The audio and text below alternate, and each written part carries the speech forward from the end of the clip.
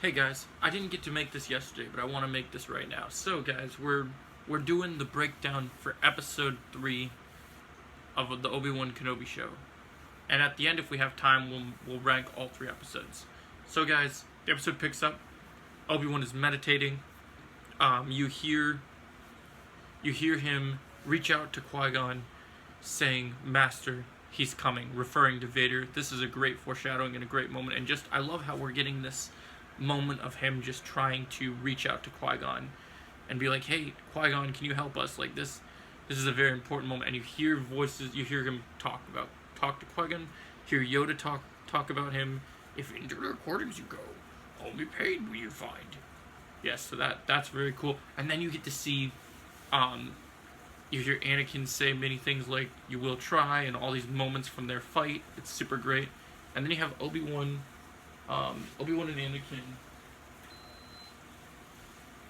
Obi-Wan and Anakin are basically doing their thing, and you can see Obi-Wan out in the distance with Leia, and Anakin, you see him in his cloak, kind of looking at. And then we go to see Vader's castle, and in Vader's castle we see Vader being put together while Obi-Wan's meditating, and this is super good. And then I love these shots of just him being put together.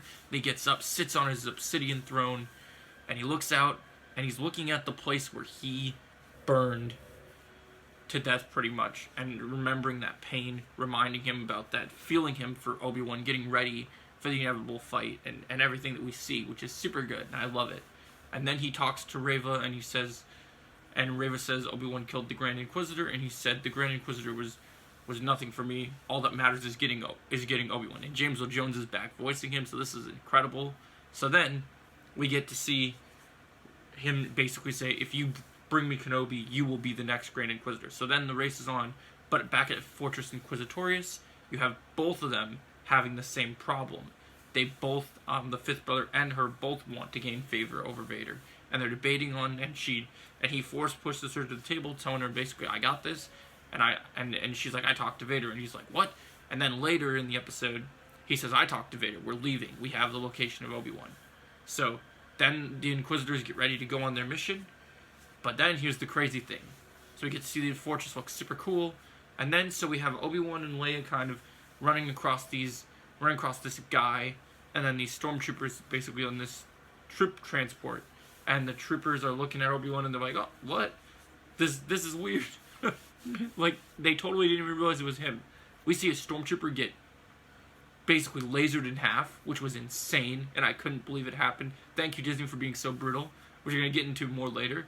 And then, later in the episode, right as Obi-Wan takes out some stormtroopers, and right when he's about to lose the fight against them, you get the new character. I believe her name is Tila, or Layla? Well, one of the two, right? Yeah, Tila. So we got a new character who basically worked for the Empire, but now helps out Jedi refugees, and she basically saved Obi-Wan in an Imperial officer outfit and took him to this like little cave area where they're hiding out in this village.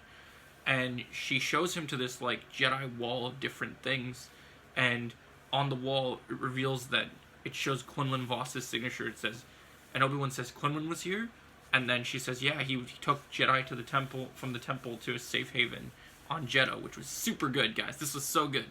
And then so that we're going through this village, and then holy crap, guys, Vader and the Inquisitors are all there. Reva's got determined. She's got her new goal. She's trying to do her thing, but she's got to follow through what Vader wants, because Vader's terrifying, and he proves it in these scenes. So through this village, just to get Obi-Wan, you have Vader he is choking people out, taking them out left and right, and then he proves. I don't know 100% that he killed that kid in Revenge of the Sith, because he completely just chokes out these kids, and it's brutal, and it's amazing. Like, he chokes them out. He's insane. It's incredible, guys. So he chokes them out. Badass, guys. Truly badass. He chokes him out. He goes insane. Goes crazy. And then you get to see Obi-Wan finally comes face to face with Vader in this like little junkyard area. James Earl Jones' epic voice. They fight a little bit. First Obi-Wan runs. He terrifies. I totally understand why McGregor was terrified of Vader, because Vader is absolutely terrifying. Vader's like Jason. This is like a horror movie, guys. He's snapping kids' necks. He is throwing dudes around. Just, Vader is the most powerful he has ever been, and I love it. I am here for it completely. This was amazing. So then, Vader and Obi-Wan have their duel. Finally, Obi-Wan's trying to ignite the lightsaber, and Vader just obliterates Obi-Wan. He says, "In your older years, you've become weak, old man." And then he's just throwing him around, beating the crap out of him, force pushing him. And then we get to the moment where he literally just puts him, he lifts him up, holding him up, makes him drop his lightsaber. And then, holy crap, guys, he throws him into the he creates this, like, thing with his lightsaber. He creates, basically, like, some sort of gasoline or, like, whatever type of bottles and stuff. And he ignites it on fire. And he throws Obi-Wan in the fire. But he could have, this fight proves that Vader could have easily killed Obi-Wan. But he doesn't kill him. Instead, he says, "I want you to suffer like I suffered." So you get to see him just... And then you have this awesome dialogue where Obi-Wan says, "What have you become?" And then Vader says, "What you made me." And it just, oh, it hurts. This is so much emotion, and this is intense, guys. And then the episode ends with Riva has Leia, so we gotta go retrieve Leia again. So yeah, guys, in the end, I'm so looking forward to episode 4. This episode was incredible. If I had to rank the episodes, this is how I would rank them. Episode 3, Episode 1, Episode 2.